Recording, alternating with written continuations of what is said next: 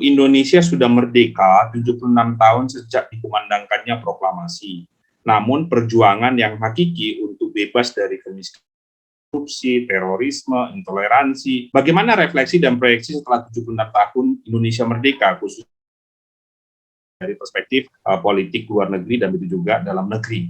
Nah, jikalau belajar dari sejarah, ada organisasi besar yang berumur 97 tahun, yaitu VOC, dengan kekuatan tentara, memiliki mata uang sendiri, dapat bernegosiasi dengan negara lain perang, namun VOC bisa bubar karena korupsi. Ya, bisa bubar karena korupsi. Bubarnya negara Yugoslavia terjadi akibat serangkaian pergolakan politik dan konflik antar etnis selama awal 90-an.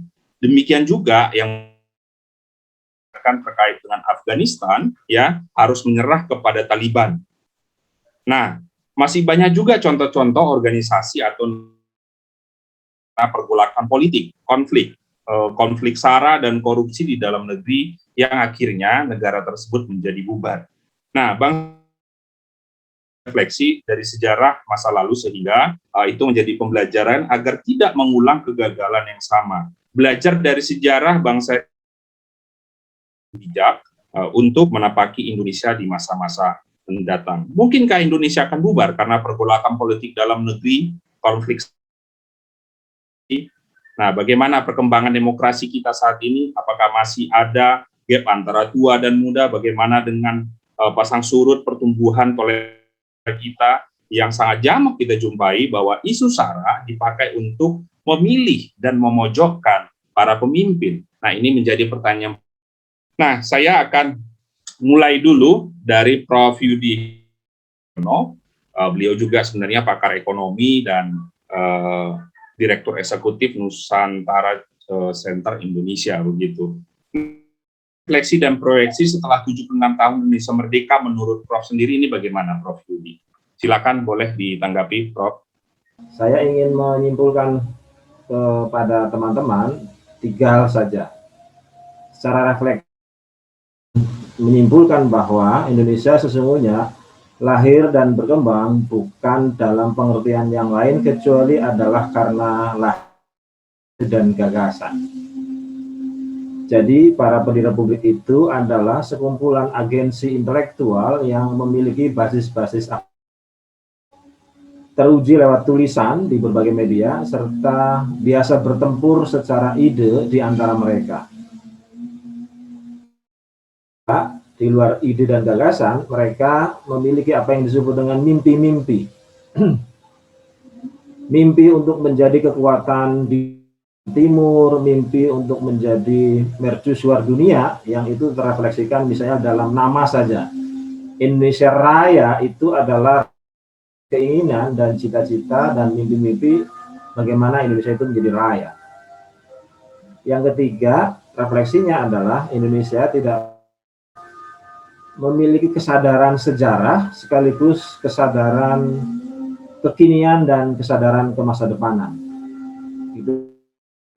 Itulah mengapa bahasa kita, itulah mengapa jargon-jargon dalam konstitusi serta Pancasila itu secara reflektif diambil dari temuan filosofi masa lalu, temuan kaidah-kaidah kebijaksanaan masa lalu maupun cara berpikir yang memang kemudian diakui oleh serta para pendiri republik yang lain adalah penggalian-penggalian yang terus-menerus.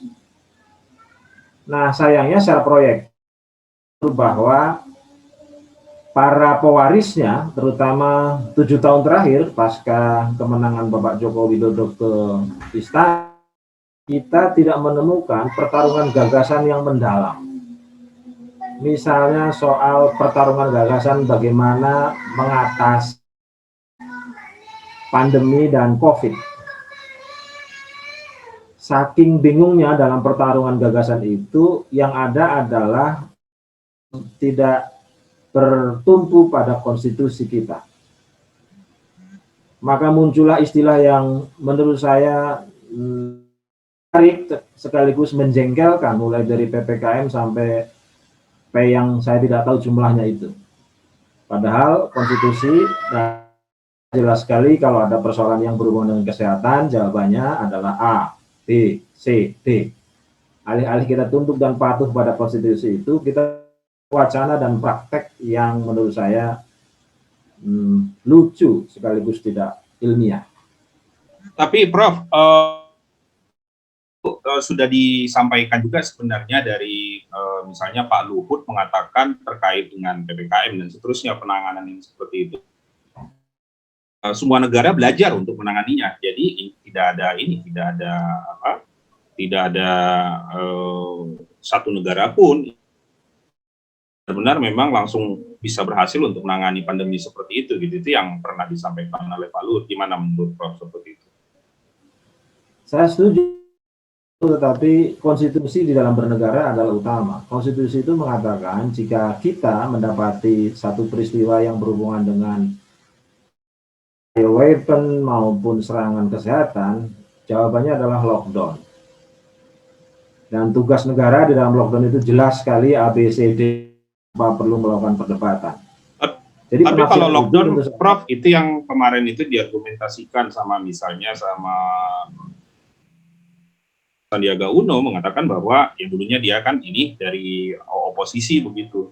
Negara kita nggak cukup kuat untuk mengadakan lockdown itu. Ya, karena tidak punya uang. Kenapa tidak punya uang? Tidak punya gagasan untuk mendapatkan uang yang lebih solid dari sekedar utang dan gadai. Jadi Pak Harto 30 tahun berkuasa itu basisnya di luar pajak dan yang lain adalah utang. Maka mestinya orang kaya saya dan yang lain kan cara lain, mengajukan gagasan lain. Kalau mau bahasa milenial ya out of the box. Tapi kan harus diakui sendiri tidak memiliki banyak gagasan dan ide kecuali mengkarbon kopi itu, sehingga 30 tahun yang sudah lewat pun tidak selesaikan pada pasca reformasi. Jadi intinya sebenarnya bukan pada praktek-praktek yang sudah dikerjakan oleh pemerintah hari ini, tetapi kita semua tidak memiliki satu perdebatan yang mendalam soal bagaimana mengatasi persoalan yang ada dan bagaimana kita akan sampai pada tujuan yang kita cita-citakan bersama. Nah, kalau ingin bukti yang lebih jauh, misalnya di dalam media-media kita itu adalah media-media yang saja kalau disurvei adalah media-media yang bicara pada permukaan. Kita tidak memiliki media yang dalam, media yang mempertarungkan gagasan. Sehingga hoax dan perang itu berkembang menjadi sebuah kebenaran palsu. Senang sekali mendiskusikan hal yang ecek-ecek. Tiba-tiba hampir semua kita bangga sekali dengan isu-isu yang sebenarnya kebenarannya perlu divalidasi. Tetapi kita secara umum tidak melakukan validasi itu. Itu adalah ciri di mana kita semua, menurut saya, gagal menjadi penerus generasi republik, di mana para pendiri republik itu adalah generasi yang mendalam sekali mendiskusikan ide dan gagasan mereka ketika mendiskusikan Indonesia. Tentu saja ini simplistis karena bisa saja terjadi perdebatan yang mendalam di DPR misalnya, tetapi kan publik tidak tahu. Publik tidak apa sih yang disampaikan oleh DPR secara meluas soal misalnya bagaimana menghadapi konflik-konflik antara Cina dan Amerika. Lalu di mana Indonesia? Publik tidak pernah mendengar dengan jelas misalnya apa sih suara DPR terhadap misalnya kemenangan Taliban. Ini case ya. Dan presiden sendiri juga tidak menyampaikan apapun, padahal itu kan peristiwa yang menurut saya internasional gitu ya. Itu menurut saya menunjukkan bahwa kita sebagai sebuah negara tidak memiliki kajian yang mendalam soal-soal geostrategis internasional,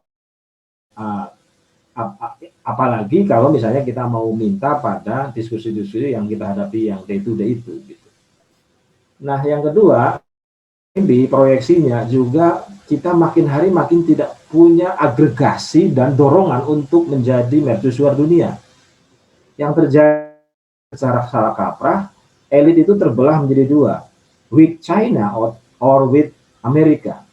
Tidak muncul pidato menteri, tidak muncul DPR, tidak muncul pidato rektor, tidak muncul pidato pimpinan ABRI, tidak muncul pidato pimpinan Polri, tidak muncul pidato presiden yang ingin mengatakan bahwa 100 tahun lagi kita akan menjadi bangsa sebesar China.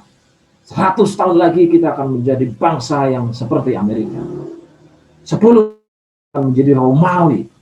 5 tahun lagi kita akan menjadi bangsa Yunani, misalnya gitu. Kita hanya mendengarkan satu pidato yang biasa-biasa saja, ya di rupiah sekian, ya moga-moga nanti PDB kita sekian. Tetapi itu pun tidak secara semangat disampaikan sebagai besar bangsa ini.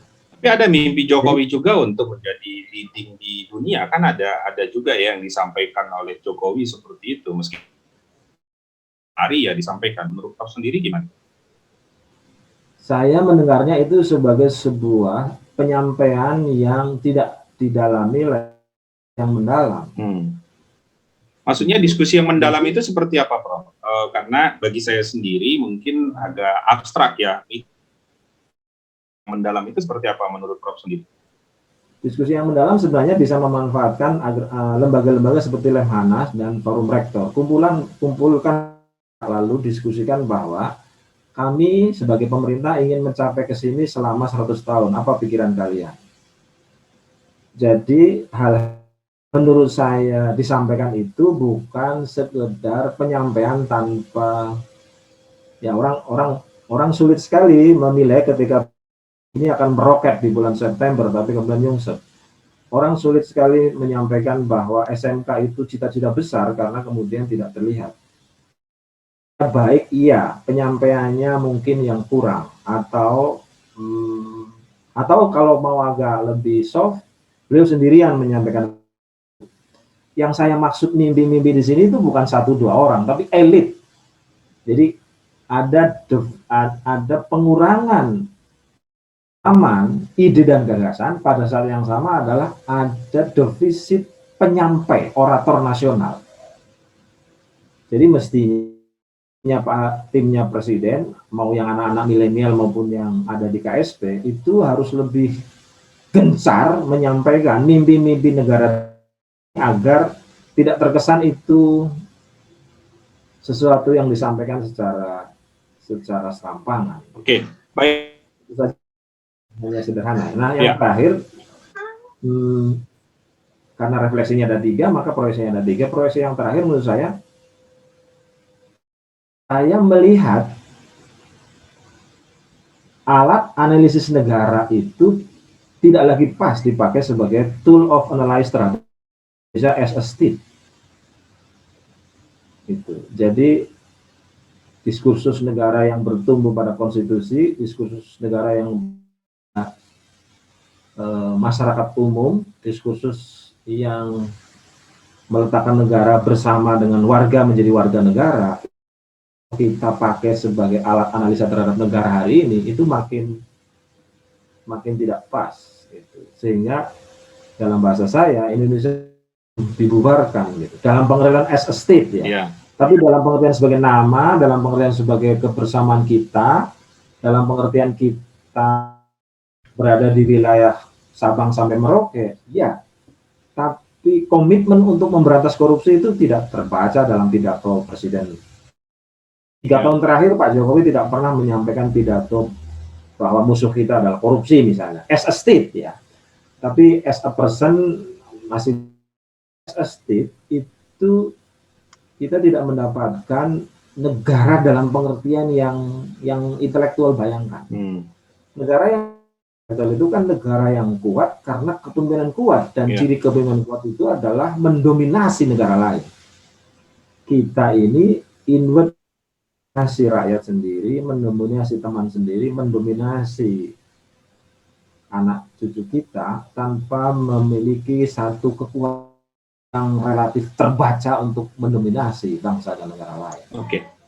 Jadi 3 refleksi dan 3 proyeksi itulah yang saya lihat tetap optimis, masih banyak orang yang bisa menyelesaikan persoalan-persoalan itu, tinggal kapan dan siapa yang akan memulai. Baik. Nah, ini karena disinggung tadi terkait dengan politik luar negeri, khususnya dengan Taliban. Saya beralih dulu ke Prof. Alexius Jemadu. Prof. Alexius ini gimana terkait dengan Afghanistan di dalam pengamatan Prof sendiri? Ini gimana? Apalagi sekarang itu dikuasai oleh Taliban begitu. Nah, ini menjadi salah satu contoh juga barangkali ya, bahwa negara kita ini bisa juga bubar kalau melihat dengan kondisi yang ada seperti itu. Gimana menurut Prof sendiri? Ya, saya sepakat dengan apa yang dikatakan Pak. Saya bicara Taliban ini ya, kita bicara kerangka besarnya dulu. Siap. Betul yang dikatakan Pak Yudi, kita pesan besar dan kita perlu rentang waktu yang cukup panjang kalau mau mencapai satu mimpi besar. Karena kalau kita lihat dari apa yang kita ketahui di dalam dunia internasional, hubungan internasional, kita ambil contoh aja lah, Cina dan Jepang, itu kan Asia yang melakukan lompatan yang spektakuler ya, dalam jangka waktu yang cukup panjang. Kita ambil Jepang tahun 70-an, 80-an, dia sudah jadi second largest economy, karena memang sejak akhir kedua itu dia mempunyai mimpi besar, ya kan? Mimpi besar yang desainnya disepakati oleh elit dan bukan itu secara konsisten. Nah, kita lihat Cina juga begitu, ya, dilakukan oleh Deng Xiaoping sejak akhir 70-an.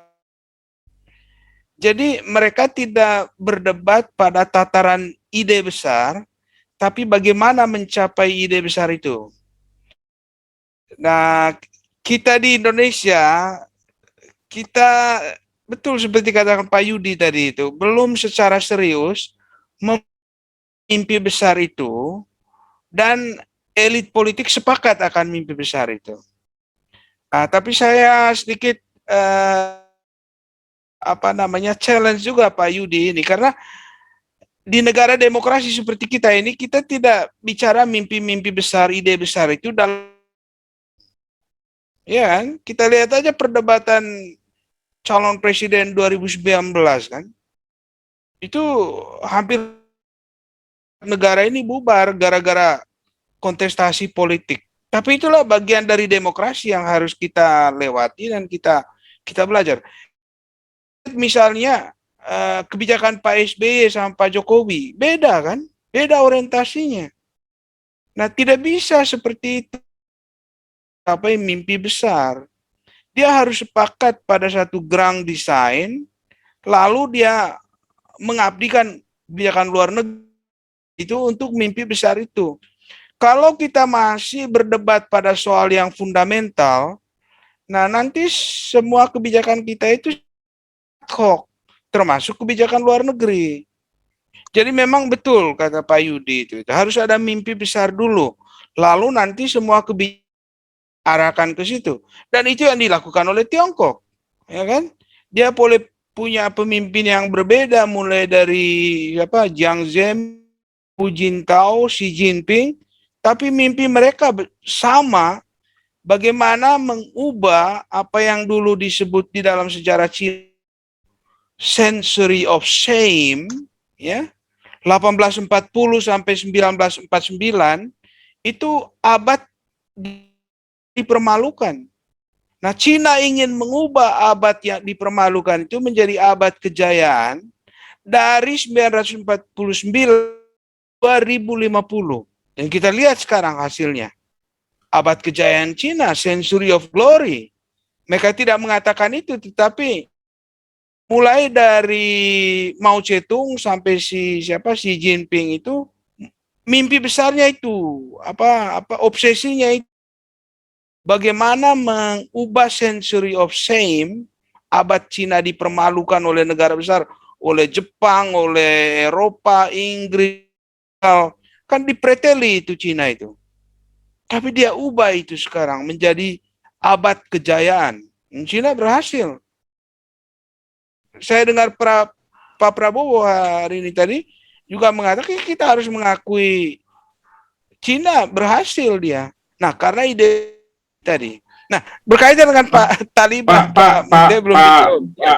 oh ini Prof, begini, kalau di Cina sendiri termasuk kondusif juga ya, karena mereka negara komunis, satu partai, jadi bisa lebih mudah dikendalikan. Kira-kira kalau mana Prof, dibandingkan dengan kita, ini sangat jamak sekali dan sangat plural, baik itu organisasi-organisasi, mulai dari organisasi sampai organisasi keagamaan, yang kita ini di tengah ujung tanduk juga untuk terjadi perpecahan. Kalau di Cina kan lebih relatif mudah untuk di sekarang ini begitu. Gimana menurut Prof sendiri? Betul. Otoriternya itu jangan kita ikuti karena memang tidak sesuai kondisi kita kan. Tantangan kita bagaimana membangun stability dengan keragaman seperti ini. Dan jangan lupa, sebetulnya poin yang diangkat Pak Andi itu, menurut saya ini ya, stabilitas itu dalam jangka panjang akan justru langgeng di dalam kondisi demokrasi loh, bukan kondisi otoriter. Nah itu, cuma kita tidak melihat bahwa Cina ada di bawah bahaya itu kan, tapi cepat atau lambat tidak bisa kita memperlakukan manusia itu seperti apa ya? Ya dia manusia, ya kan? Karena itu demokrasi lebih berpotensi untuk menjaga stability daripada otoriter. Nah, itunya jangan kita ikuti. Yang kita contohi itu ide besar, kesepakatan elitnya. Nah, itu yang harus kita contoh kalau mau jadi besar seperti kata Pak Yudi, dan harus ada diskusi seperti itu. Sekali kita sudah sepakat itu, ya itulah elit ini kan harus sepakat dulu kan. Kita jangan berdebat lagi soal itu. Kalau kita masih berdebat di tataran itu, nggak ada yang kita bisa capai, nanti semua bersifat ad hoc. Itu yang terjadi kan sekarang seperti itu ya, ada ideologi yang non Pancasilais yang terus berkembang juga ya, notabene memang masih sulit kan Prof, ini berdampak juga kepada situasi politik dalam negeri kita begitu. Iya, tapi ini Pak Munte, itu memang selalu ada godaan tergelincir ke arah itu. Jangan kita lah, Amerika aja. Dia kan ada populisme agama, konservatif, kelompok kanan di Amerika juga terjadi kan. Jadi itu memang sudah satu apa ya, natural tendency of demokrasi, ke populisme. Kita harus sadar itu. Nah, yang kita inginkan adalah jangan memanfaatkan agama itu untuk kepentingan politik jangka pendek. Repot kita, karena kalau itu digunakan, itu efek memecah belahnya tinggi. Habis energi kita, ya kan? Kita ambil contoh misalnya pertarungan 2000, satu kontestasi politik yang menurut saya tidak bermutu. Karena bukan gagasan yang diadu, tapi mulai kelompok-kelompok yang yaitu ya mempersoalkan kembali kebangsaan, dasar negara, memperalat agama, mundur kita. Kita harus sampai pada kontestasi yang bermutu, berkualitas. Mau diapakan bangsa ini? Nah, diskusinya harus ke arah situ. Jadi jangan kita memperalat kesukuan, keagamaan untuk saat jangka pendek. Nah, ini seruan kita kepada elit kan. Cobalah mereka bertarung pada tataran ide bagaimana membuat negara ini besar ya. Kita harus satu, kalau tidak energi kita kalau terbagi lemah dia punya nendangnya. Betul kata Pak Yudi tadi. Tapi kalau energi itu terpusat, ya, fokus, itu ibarat kaca suryakanta itu, dia bisa bakar itu rumput. Tapi kalau energinya divergen, lemah sekali. Indonesia harus siap-siap jadi orang asing di negara sendiri. pertarungan internasional itu Pak Munte luar biasa besarnya. Nah, kita ini kan kaya sumber daya alam, tapi apakah kita kuasai? Tuh. Nah, sekarang orang itu tidak tertarik lagi dengan territorial conquest ya, pertaruhan teritorial, tapi penguasaan melalui teknologi. Iya kan? Iya. Itulah makanya berkaitan dengan Taliban. Pelajarannya bagi kita adalah ya kita harus kembali kepada memperkuat identitas kebangsaan kita kan. Supaya pengaruh itu jangan sampai mempengaruhi kelompok-kelompok yang mempersoalkan itu kan, mempersoalkan bangsa. Tapi terkait identitas ini menarik ini, Prof. Ya. Buat Taliban sendiri, justru mereka memperjuangkan identitas Afghanistan itu, sehingga mereka mengatakan ini peperangan, gitu. Kan? Iya, tapi sebetulnya Pak Munte, kalau saya bukan ahli Afghanistan atau macam itu ya, tapi kita lihat dari kami sebagai penstudi hubungan internasional melihat dari pola-pola yang ada sebelumnya ya. Iya. Nah, saya harus katakan, memenangkan perang itu satu hal, tapi menciptakan stabilitas, ya, kekuasaan yang bisa mengontrol seluruh negara itu hal lain, ya kan? Kita belum tahu kan di dalam Taliban sendiri terpecah-pecah lagi. Nah, kenapa mereka dulu bisa bersatu? Karena punya musuh bersama Amerika. Nah, sekarang musuh itu udah pergi. Apa yang bisa mempersatukan kelompok garis keras dan kelompok moderat, semi moderat? Masalah baru lagi kan. Belum lagi pembagian kekuasaan, siapa dapat apa, kapan, ekonomi bagaimana. Masih jauh, Pak. Jadi dua hal yang berbeda. Mereka memenang kontrol saat ini, suatu berita baik bagi Afghanistan. Itu urusan dia lah, ya kan? Tetapi menciptakan stabilitas itu negara yang bisa memberikan ekonomi kepada rakyatnya, membagi kekuasaan itu secara legitimate, bisa diterima oleh semua. Kita belum tahu karena ini kan semua orang-orang ahli perang gerilya kan? Yang kita tahu. Ekonomi, ya. Nah, apakah itu terjemahkan untuk manajemen ekonomi atau manajemen politik? Nobody knows. Maka kita harus tunggu, ya kan? Sekarang sih dari berita-berita itu sangat pragmatis kan? Dengan Cina dia dengan Rusia satu hal yang masuk akal karena memang membutuhkan internasional kan? Tetapi apa orang bilang itu devil is in the detail. Detailnya kita tidak tahu, Pak. Jadi kita masih harus tunggu. Apakah dia bisa menciptakan kestabilan? Apakah dia bisa memberi makan 10 juta rakyat Afghanistan? Apakah dia bisa menertibkan kaum oposisi atau dia mengembrace oposisi dari presiden siapa itu? Ashraf Ghani. Itu kan bukan kelompok kecil. Belum lagi perpecahan suku-suku di Afghanistan. Jadi masih jauh. Mereka because they have common enemy. Now the enemy is gone. Apa yang mempersatukan mereka? Ya silakan rakyat Afghanistan jawab. Dan saya tidak berpretensi lebih tahu dari mereka kan. But that is a question for them. They have to unite kan. Itu membangun negaranya. Okay, now that your country is under your own control, ya kan? Ya coba bersatu. Ya, suku, agama, bahasa, pembagian kekuasaan. Lalu bangunlah Afghanistan itu dengan baik, ya.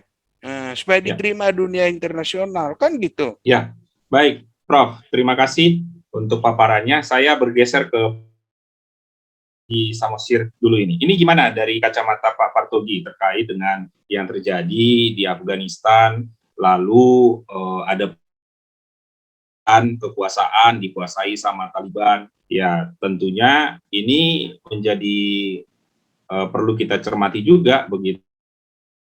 Karena yang namanya sebuah faksi di dalam sebuah negara untuk mengambil kedaulatan resmi itu selalu ada sih gitu. Gimana nih Pak Ya, baik. Terima kasih Pak Munte untuk kesempatan yang diberikan. Jadi memang seperti tadi oleh Profesor Imadu bahwa memang sebenarnya di internal Afghanistan itu sendiri itu penuh dengan konflik kekerasan, ekstremisme yang sudah berlangsung bahkan mungkin sejak 1978 begitu. Dan inilah yang betul-betul rusak kemajuan pembangunan dan stabilisasi keamanan nasional di Afghanistan itu sendiri. Dan statistik tahun lalu saja, itu 2019 maksud saya, maaf.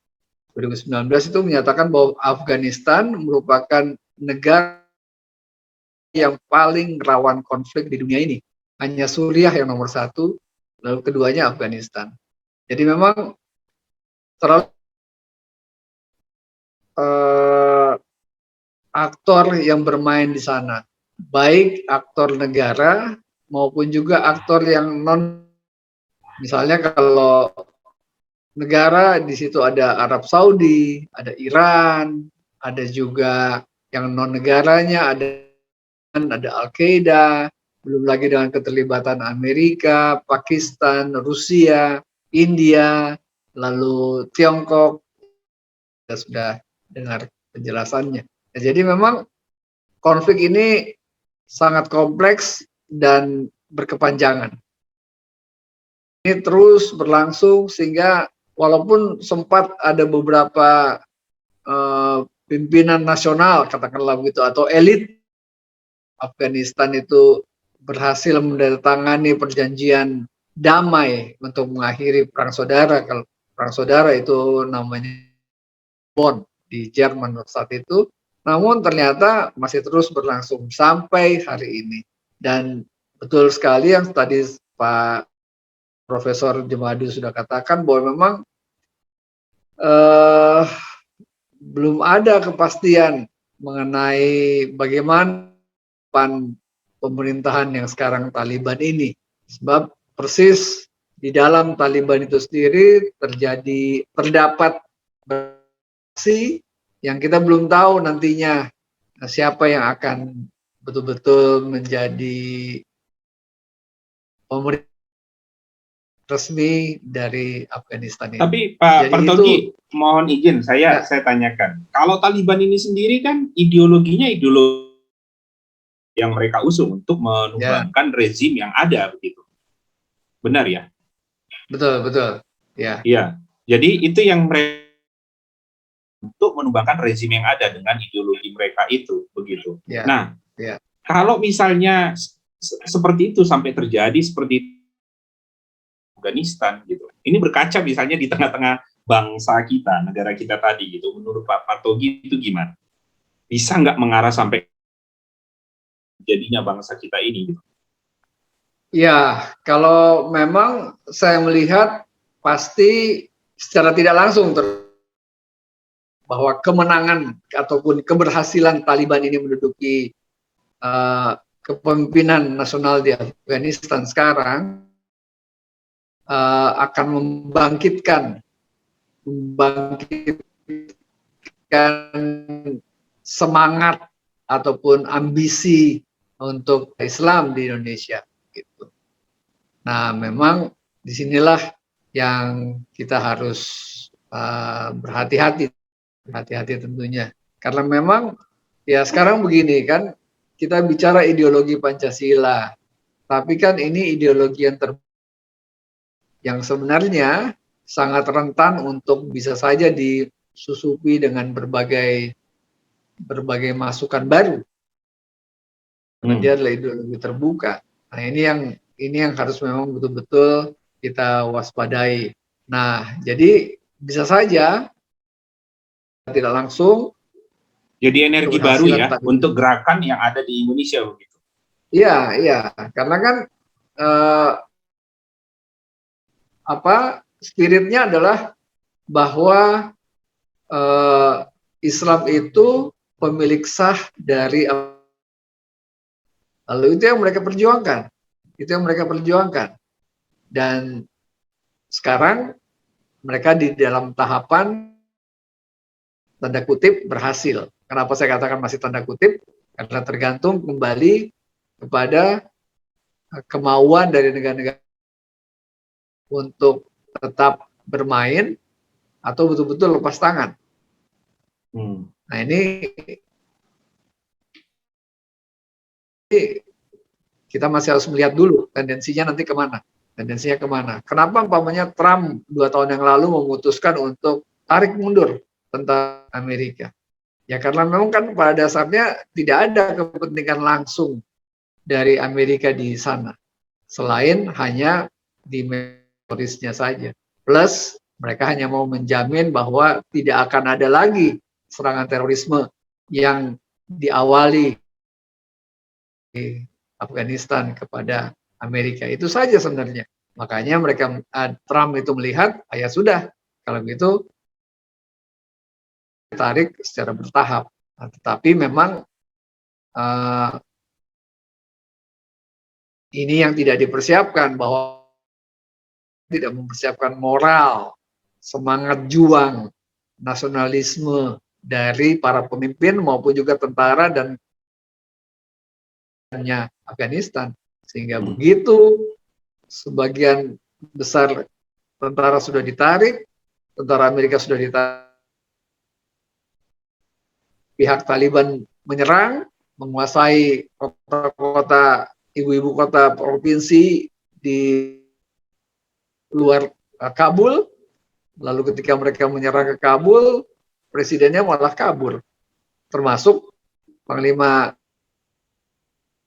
Nah, bukankah itu menjadi legitimasi bahwa iya, yang mengontrol negara Afghanistan itu jadinya Amerika. Jadi ketika Taliban ya benar-benar memang sedang mengalahkan Amerika begitu.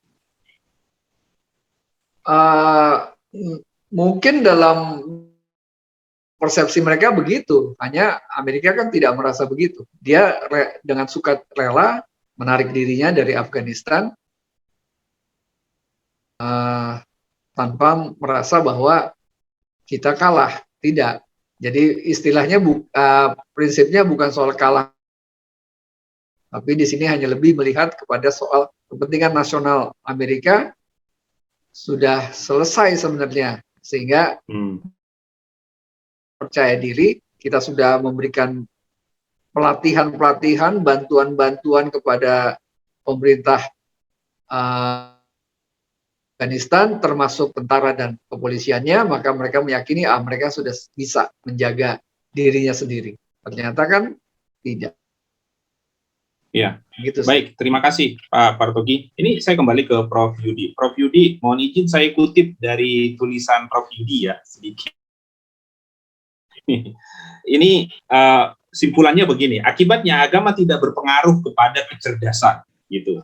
Gravitasi tak berpengaruh jeniusan, prestasi tak berpengaruh pada kekayaan, kehormatan tak berpengaruh pada jabatan, kitab suci tak berpengaruh pada moral. Menyedihkan bukan? Gimana itu? Jadi agama ini seolah-olah tidak berfungsi yang sekarang ini bagi masyarakat. Kira-kira gimana itu menurut Prof. Yudi? Ini dikaitkan lagi dengan politik ide terjadi di Indonesia. Gimana, Prof? Ya, saya mungkin ingin menyampaikan beberapa hal dulu ya. Ya. Kaji berdasarkan sosiologi politik, Islamic State itu di Indonesia tidak memiliki realitas pasca.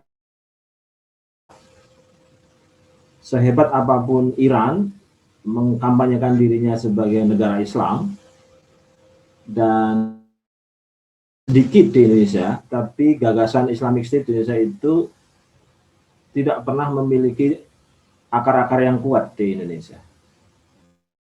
Karena studi-studi itu mengatakan bahwa gerakan-gerakan Islamic State di Indonesia itu sebenarnya adalah piaraan dari militer. Di balik negara Islam Indonesia yang berkembang di beberapa provinsi awal-awal kemerdekaan itu di belakangnya militer.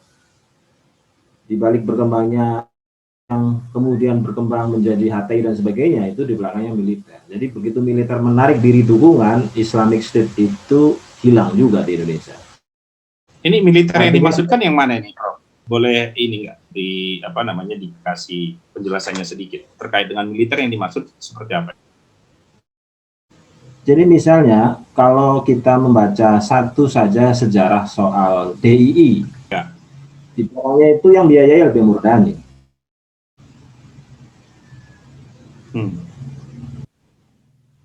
LB Murdani yang membiayai ya? Ya. Harto di belakangnya Ijmi. Walaupun Ijmi tidak pernah bicara Islamic State ya, tetapi Islam as a gerakan, Islam as a mimpi-mimpi negara Islam itu tidak pernah ada yang memiliki jangkauan ke dalam secara kuat kecuali ada sponsor. Artinya begitu sponsor menarik diri, selesai dia. Jadi maksudnya itu sejarah pasca kemerdekaan. Iya. Nah, karena itu kalau ada pertanyaan bagaimana sih caranya Indonesia sebagai sebuah negara Pancasila itu kokoh berdiri dan hangus oleh munculnya Islamic State, jawabannya gampang sekali. Tegakkan saja negara Pancasila. Tegaknya negara Pancasila, koruptor dihukum, kalau perlu hukum mati. Saya kira mimpi-mimpi mendirikan negara Islam itu dengan sendirinya mati. Tegakkan saja soal disiplin. Begitu bangsa kita menjadi bangsa yang disiplin, tidak rebutan sana rebutan sini, negara Islam dengan sendirinya hilang. Tegakkan saja pemerataan dan keadilan. Karena satu yang memberontak, satu ideologi yang seakan-akan memberi harapan di masa depan, itu karena refleksi teoritiknya masyarakatnya tidak adil, masyarakatnya tidak mendapatkan kesejahteraan, masyarakatnya mengalami disparitas yang luar biasa. Begitu negara, apapun bentuknya, apalagi negara Pancasila, bisa menjamin keamanan, menjamin keadilan, mimpi-mimpi negara Kristen, mimpi-mimpi negara Katolik, mimpi-mimpi negara Islam, mimpi-mimpi negara komunis, saya kira tidak bisa tumbuh subur. Jadi cara menghadapi gelombang jatuh cintanya masyarakat Islam, Indonesia Islam, adalah dengan cara menegakkan negara Pancasila. Dan menegakkan negara Pancasila itu dikerjakan pertama kali oleh kepala negara Pancasila, dalam hal ini presiden. Ketika presiden mengatakan saya akan menumpas habis seluruh koruptor, saya kira tidak ada seorang pun di negara yang berada di depan presiden. Selebihnya dia akan di belakang presiden dan setuju. Saya akan menegakkan keadilan dengan menciptakan remunerasi, membuat seluruh warga negara sejahtera. Saya kira tidak ada seorang pun yang akan, bahasa Jawanya itu, gondeli negara Islam, nggak akan. Nah, yang jadi problem, kadang-kadang kita tidak terlalu tegas menyampaikan cita-cita negara Pancasila, praktik-praktik negara Pancasila gitu. Misalnya terhadap semua orang, termasuk pada elit, soal disparitas yang luar biasa antara kota dan desa, disparitas yang luar biasa antara pengusaha dengan rakyat, yang luar biasa antara konglomerasi dengan UKM. Kalau itu bisa diselesaikan melalui metode negara Pancasila, mimpi negara Islam itu enggak. Nah, sayangnya karena mungkin kita masih bingung, kita masih mencari-cari metode itu, maka saya sering mengatakan agama di Indonesia hari ini itu tidak mendorong orang untuk menjadi jenius. Kitab suci kita tidak mendorong orang alis. Jadi elit kita itu semuanya membaca kitab suci, tapi begitu dia rekrut staf khusus di sekitarnya, itu pasti bukan prestasinya, tapi lu punya duit berapa, lu orangnya siapa. Karena itu komisaris-komisaris BUMN kita itu tidak ada yang ada meritisme. Basisnya itu pasti KKN. Kalau nggak kawannya, ya temannya kawannya. Kalau nggak temannya kawannya, ya kawannya. Jadi bukan satu open metode Pancasila yang mengatakan bahwa seorang komisaris itu berdasarkan mimpi negara Pancasila adalah satu. Tidak. Nah, hal-hal seperti itulah yang menurut saya harus kita kerjakan. Walaupun saya dari mana gitu. Karena memang seluruhnya itu butuh teladan, dan teladan sebuah negara itu ya kepala negara. Artinya ketika kepala negara ingin, maka rekrutlah orang berdasarkan kompetensinya gitu. Orang kan kemudian menjadi bahwa ada orang benar di waktu yang salah. Misalnya, dunia pendidikan itu mengenal guru, dosen, guru besar, dan seterusnya. Maka betapa sulitnya, sehebat apapun menteri pendidikan itu, kalau dia ingin ngobrol dengan guru besar, sementara dia sekolahnya tidak sampai situ. Itu kan beban psikologis gitu. Nah itu kan kemarin tidak dipertimbangkan. Ini catatan saja. Jadi misalnya saya ini pinter sekali dalam hal bisnis, lalu dijadikan mendagri misalnya gitu. Ya itu orang benar tapi di tempat yang salah. Kalau menurut saya begitu gitu loh. Saat ini banyak yang ini ya, yang tidak benar di tempat yang ini ya, di tempat yang benar ya. The right man on the wrong place gitu. Yeah.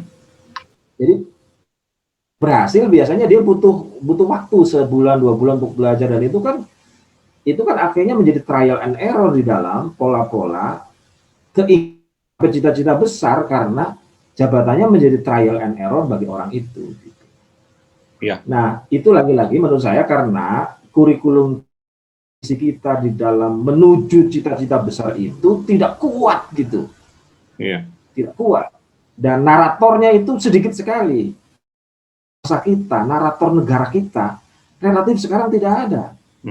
Mau yang pejabat pemerintah maupun yang aktor-aktor sosial. Anda cek deh.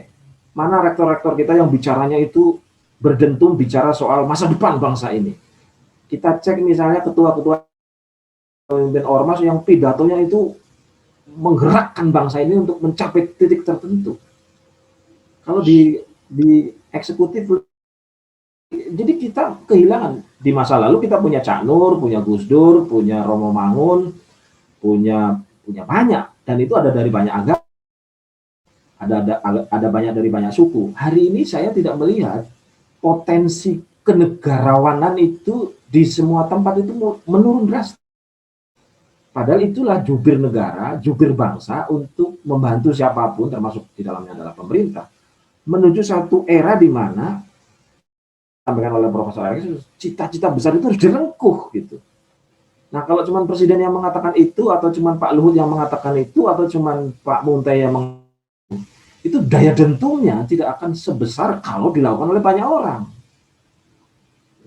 Makanya biar agama kembali memiliki elan vitalnya, kembali memiliki fungsinya dan sebagainya, itu ya tidak lain dan tidak bukan kita harus menemukan orator-orator kebangsaan, negarawan-negarawan yang tidak harus menjadi presiden, tidak harus menjadi menteri, tapi di dalam dirinya, di dalam ucapannya, di dalam tindakannya itu mengarahkan bangsa ini pada cita-cita, pada mimpi-mimpi besar, dan kalau bisa dia menyampaikan pikiran-pikiran besar para pendidik publik. Iya, justru itu memang kita hadir dari Persatuan Wartawan Nasrani Indonesia memang mengarahkan kepada cita-cita bangsa itu begitu ya. Makanya kita membentuk organisasi ini, karena organisasi kita ini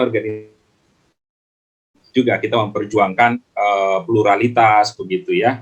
Terima kasih ya Prof untuk ininya paparannya yang sangat luar biasa. Meskipun kaji lagi terkait dengan politik identitas itu tidak sesimpel itu juga sih sebenarnya ya, kalau kita lihat dan kita kaji dengan ditegakkan misalnya seperti itu tidak serta-merta juga langsung hilang politik identitas itu gitu ya, karena memang di dalam sejarah sudah banyak sekali, meskipun itu tidak bisa eksis mereka, mulai dari Kahar Muzakar, terus Kartosuwiryo dan seterusnya begitu ya, itu tetapi ideologi itu tetap sampai sekarang sih begitu. Nah ini saya bergeser dulu ke Prof. Alexius J. Madu. Sebelum ke sana ini ada beberapa pernyataan dari teman-teman.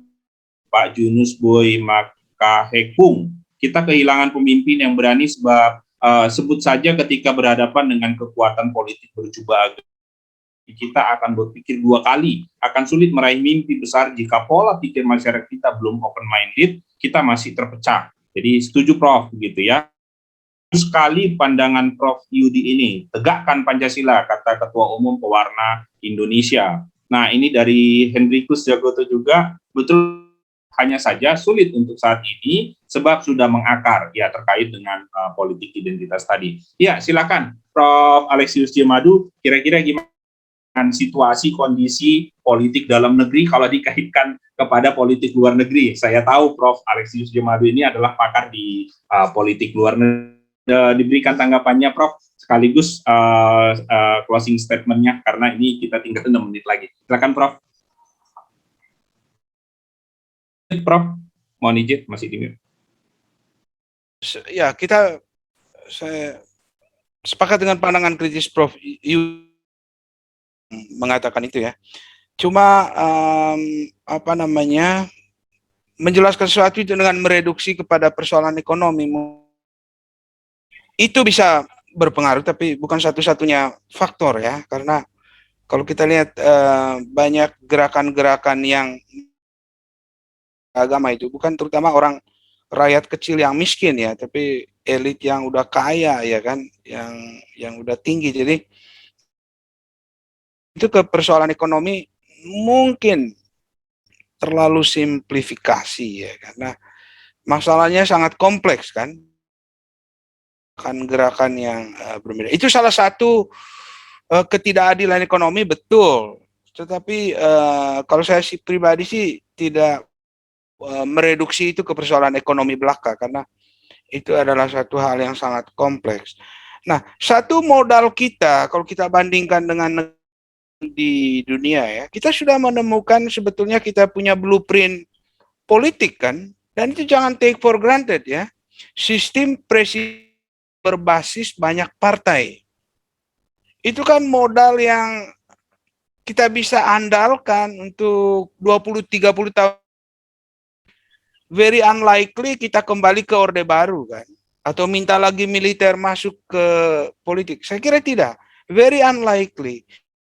Itu ya, hanya sekarang bagaimana supaya kita merawat sistem presidensial berbasis banyak partai ini dengan,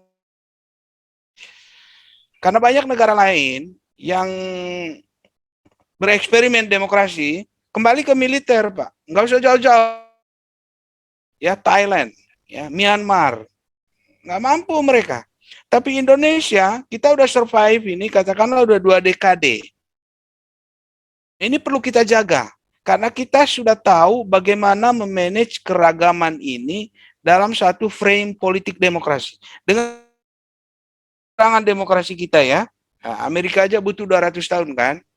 Nah, ini harus kita rawat karena tidak ada kebijakan apapun yang bisa dilaksanakan kalau negaranya nggak stabil. Nah, sekarang kita punya kestabilan. Dan kestabilan itu di dalam presidensial system multi-party based. Nah, itu harus dirawat karena itu modal. Tahu nih bagaimana merawat keragaman kita ke depan. Blueprintnya udah ada.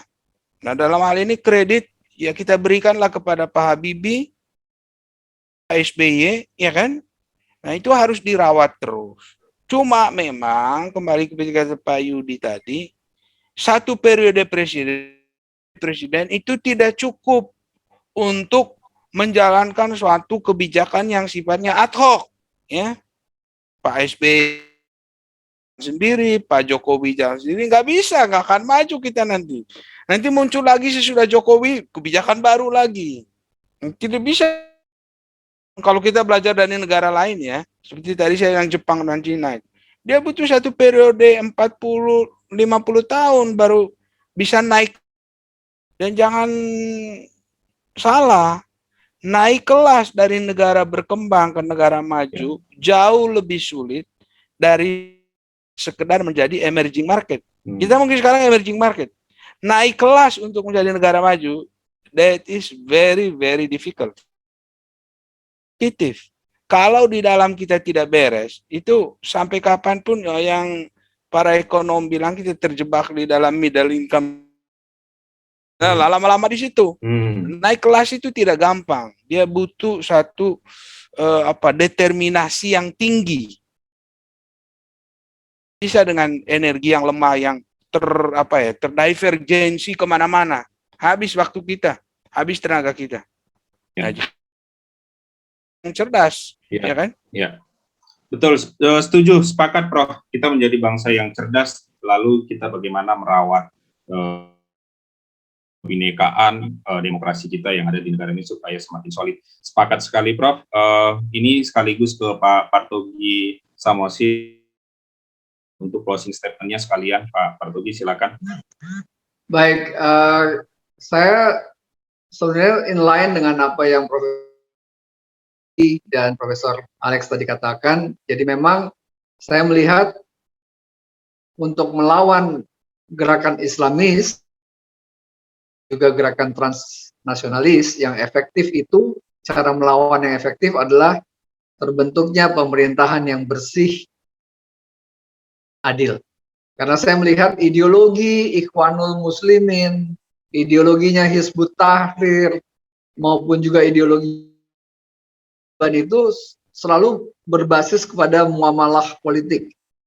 Nah, muamalah politik itu adalah menjual mimpi. Nah, jadi kalau untuk melawan mereka, ya kita bentuklah pemerintahan yang bersih, pemerintahan yang ya saya yakin pemerintahan yang bersih dari korupsi, independen, konsisten dengan untuk menyejahterakan dalam masyarakat. Seperti tadi Pak Profesor Yudi katakan soal kesetaraan, keadilan sosial itu adalah kunci. Dan penegakan hukum sebagai panglima itu sungguh-sungguh menjadi kunci keberhasilan Indonesia. Tidak hanya menjadi negara yang tumbuh berkelanjutan, tetapi juga keberhasilan Indonesia untuk melawan ideologi transnasionalis seperti Ikhwanul Muslimin, Hizbut Tahrir, dan Taliban seperti itu. Saya kira itu yang baik sekarang. Ya. Terima kasih. Terima kasih Pak Partogi. Silakan Prof Yudi sekaligus closing statement dan Prof yang jadi penutupnya ini. Silakan Prof. Baik, Bung Munte, Prof Partogi, dan Prof Alexius serta kawan-kawan pewarta yang berbahagia, menggarisbawahi bahwa apapun yang kita kerjakan, apapun yang kita pikirkan, dan apapun yang kita niat baikkan itu harus basis-basis sejarah di masa lalu yang memang sudah dipikirkan matang-matang oleh para pendiri publik kalau kita bicara Indonesia. Dan salah satu yang terbaik menurut saya dari sekian banyak pikiran-pikiran dan warisan lain yang telah ditulis oleh para pendiri publik adalah apa yang disebut dengan struktur majelis. Di dalam struktur majelis itulah semua wakil rakyat dari Sabang sampai Merauke, apapun, dari organisasi apapun, dari miskin kaya apapun masuk, yang kemudian itulah yang akan membentengi kita semua dari transnasionalisme atau separatisme atau apapun, karena memang sistem majelis itulah yang dicanangkan kanal atas anti mayorokrasi dan anti minorokrasi. Jika itu bisa kita hidupkan, kita rawat, kita kurikulum, tradisikan, saya yakin Indonesia tetap menjadi dan berjaya di masa depan. Terima kasih. Oke. Dan